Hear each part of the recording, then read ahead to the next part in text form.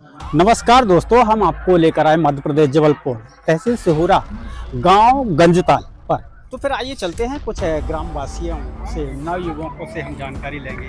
Sir, नाम क्या है आपका? विक्रम दास। प्रकाश कुमार। जी, कहाँ से आए हैं प्रकाश जी? हम यही गाँव के हैं। आप कब कब आते हैं सत्संग में? हम नहीं आते, आज हम पहली बार आए हैं। गाँव ही के हैं हम। जी जी जी। क्या नाम है सर आपका? योगेश को। कुछ लोगों का कहना ये है कि यहाँ जो लोग सत्संग में आते हैं इनकी अलग परंपरा हो जाती है, कुछ देवी देवताओं भी छोड़ देते हैं, ऐसा कुछ है, आपने सुना है? हाँ, हमारे यहाँ गांव के भी लोग छोड़ चुके हैं। जी जी। बहुत सी चीज़ें।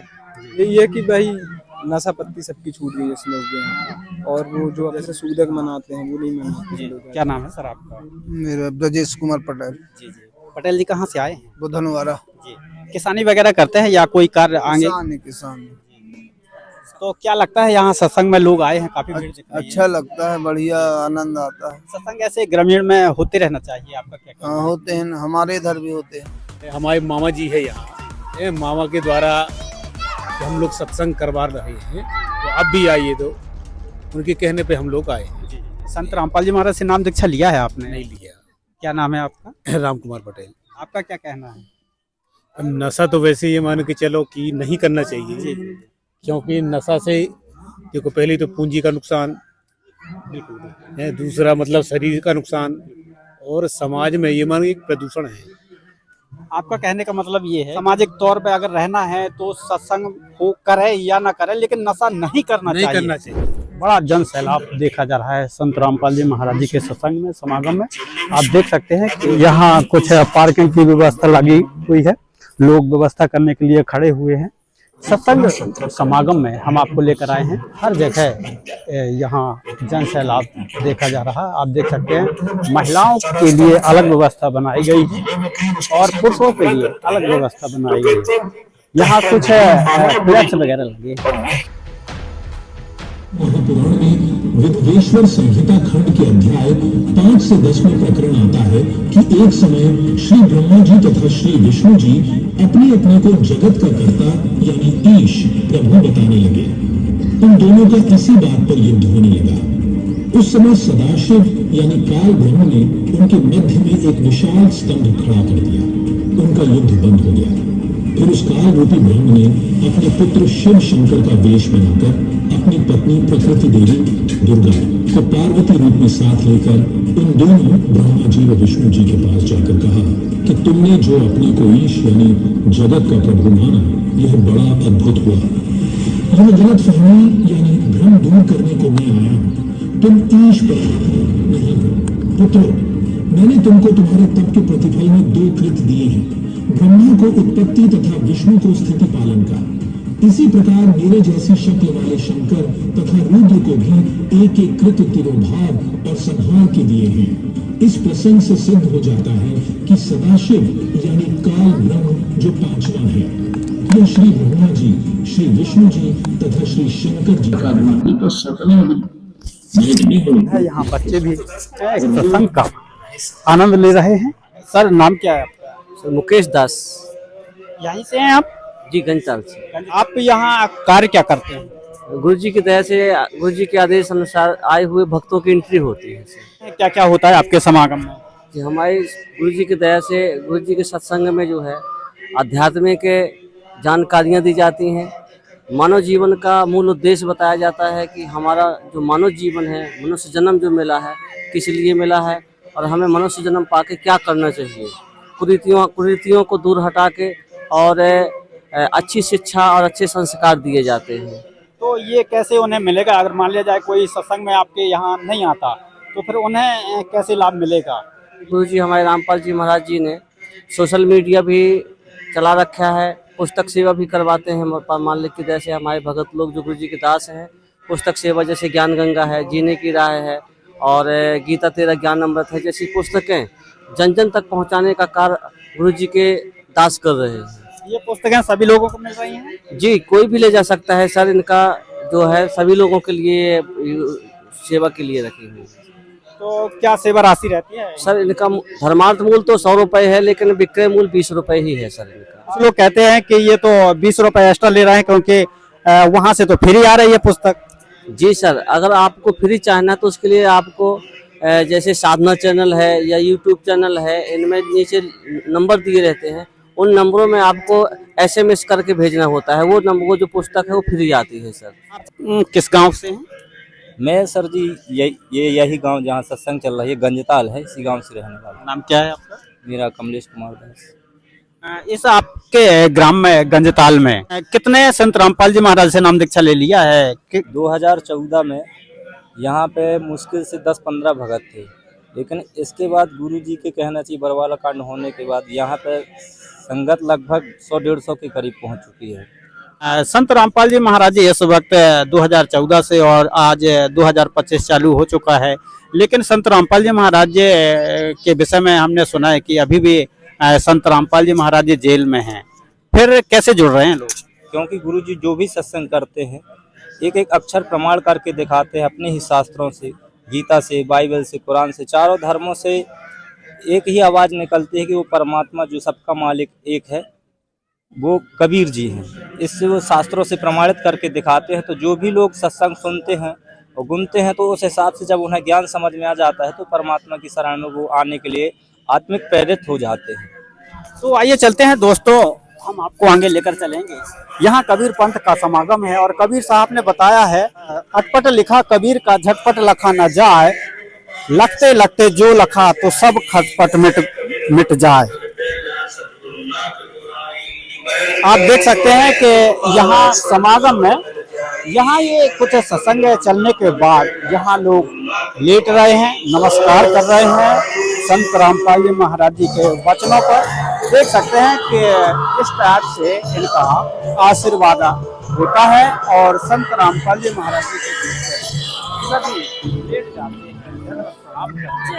आइए चलते हैं और भी लोगों से जानकारी लेंगे कि यहाँ क्या क्या होता है। तो आइए चलते हैं, यहाँ लोग चाय पी रहे हैं, कुछ मशवरा कर रहे हैं, कुछ माताएं बहनें आई हैं। क्या नाम है आपका? हमारा कमला। कमला बाई, कहाँ से आई हैं? गंजताल से। नाम दीक्षा दिया है संत रामपाल जी महाराज जी? अब नहीं जोड़े यहाँ, नहीं जोड़े। मैं बहुहरा भी हैं, इनमें जोड़ी हूँ।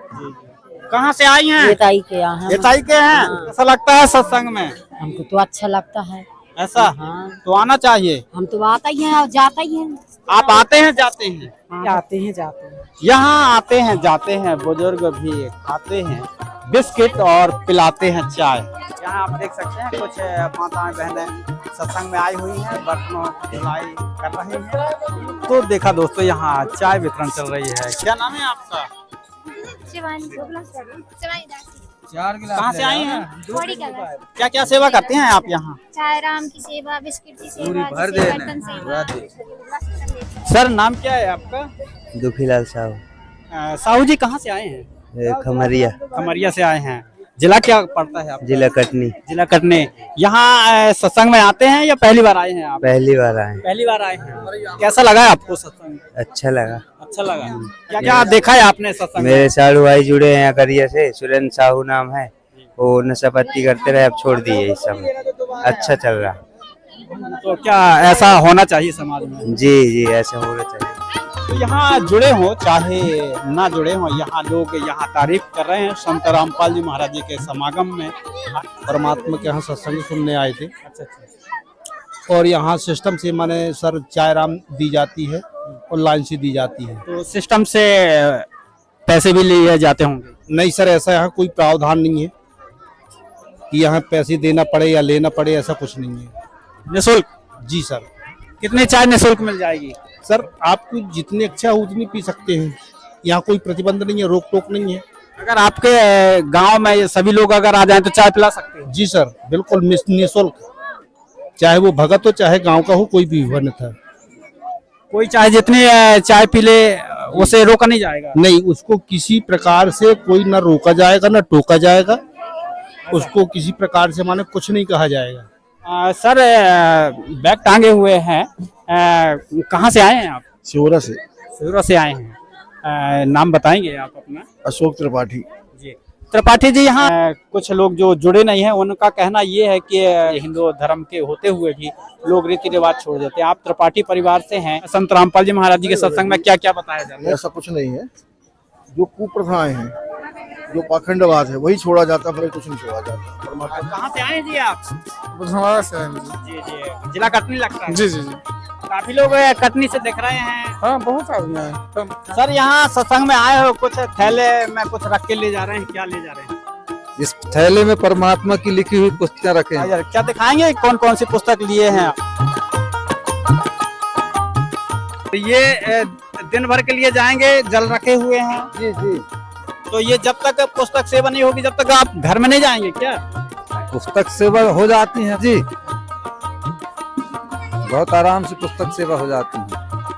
तो जब से संत रामपाल जी महाराज से नाम दीक्षा लिया है आपने, तो क्या क्या फर्क पड़ा परिवार में? परिवार में शांति है और कोई लड़ाई झगड़ा नहीं होता है, कोई कलह नहीं होता है, और कोई जो हम फालतू की साधनाएं करते थे वो सब नहीं होता है। उससे पहले हम नशा पानी करते थे, जैसा सिगरेट पीते थे, गांजा पीते थे, शराब पीते थे, अफीम, चरस, यहाँ के जितने भी दुर्गुण है वो सब करते थे। परमात्मा की शरण में आने से वो सब चीजें छूट गई। आपका कारण क्या बना जो संत रामपाल जी महाराज जी की शरण लेकर ही नशा छोड़ा है आपने? संगत से कुसंगत उपदेश जैसे बन में बांस, आपा घिस घिस आग लगा दे, कर दे कुल खंड का नाश। अगर अपन कोई शराब पीने वाले आदमी के साथ बैठते हैं तो शराब पीना सीख जाते हैं। ऐसे ही परमात्मा रामपाल महाराज की शरण में आने के बाद ये सब चीजें बुराइयां छूट जाती हैं। लोक लाज के कारण क्यों ना बोले साँच, जानबूझ कंचन तजे, क्यों पकड़े हो कांच। ये जो संसारी लोग हैं ये परमात्मा की सच्ची साधना नहीं करते हैं, सोना को छोड़ दिए हैं और कांच को हाथ में पकड़े हुए हैं। काल भगवान के अधीन है। अपने शास्त्रों को पढ़ना चाहिए, देखना चाहिए और सतभक्ति करना चाहिए। सर नाम क्या है आपका? दास का नाम रामलोचन दास। आप दास शुरुआत में भी जोड़ते हैं और नाम के बाद भी दास जोड़ते हैं जी। क्या रहस्य है इस दास में? जी, पहले मेरा नाम रामलोचन हल्दकार था, परमात्मा से जुड़ने के बाद मैं रामलोचन से दास बन गया जी। कुछ अपने गृहस्थ में रह के कुछ कार्य लोग करते हैं, तो आपका कार्य क्या है? मैं इससे पहले आर्मी में था जी। आर्मी से रिटायर होने के बाद बैंक में जॉब करता था। बैंक से रिटायर होने के बाद अब परमात्मा की सतभक्ति करता हूँ। नाम क्या है? नाम मेरा वासुदेव दास जी। हाँ। आपकी उम्र काफी होगी? मेरी उम्र 85 वर्ष चालू है। जी जी। तो आपके गांव में काफी लोग जुड़े, यहाँ सत्संग हुआ, आपने कराया था सत्संग यहाँ? जी हाँ साहब, मैं ही कराया था। संत रामपाल जी महाराज जी से नाम दीक्षा कब लिया है आपने? 2013 में हम परमात्मा की से उपदेश लिए हैं। आज ये परमात्मा का ये मिशन चला, इसमें हम अपने बच्चों सहित सब जुड़े हैं। कबीर पंथी थे, पहले से ही थे। तो कबीर पंथ में रह कर के कैसे पूजा साधना वगैरह करते रहे आप? पहले तो कोई पूजा नहीं करते रहे, सारी पूजा करते रहे। देवी देवता, शंकर, ब्रह्मा, विष्णु, हनुमान, राम, सब की पूजा करते रहे हैं, सब कुछ करते रहे। पर जिस दिन से परमात्मा की शरण में जुड़े उस दिन से फिर ये सब दूसरी पूजाएं अब हम नहीं करते हैं, बस परमात्मा कबीर परमात्मा की पूजा करते हैं। वेदों में कबीर परमात्मा बताए जाते हैं कि परमात्मा कबीर परमात्मा है, उन्हीं के प्रवचन है, वही सतलोक ले जाते हैं, वहाँ आवागमन नहीं होता। इस प्रकार से वो ऐसा समझौता देते हैं जिससे कि हम लोगों को इस बात की खुशी लगने पर परमात्मा की शरण में हम जुड़े हुए हैं। तो देखा दोस्तों, यहाँ कबीर पंथ के लोग इस गांव में सत्संग करवाया। वासुदेव नाम है, पटेल हैं, और ये कबीर पंथ में थे और संत रामपाल जी महाराज जी के अब शरण में आ चुके हैं। आज के लिए इतना ही। नमस्कार। नमस्कार।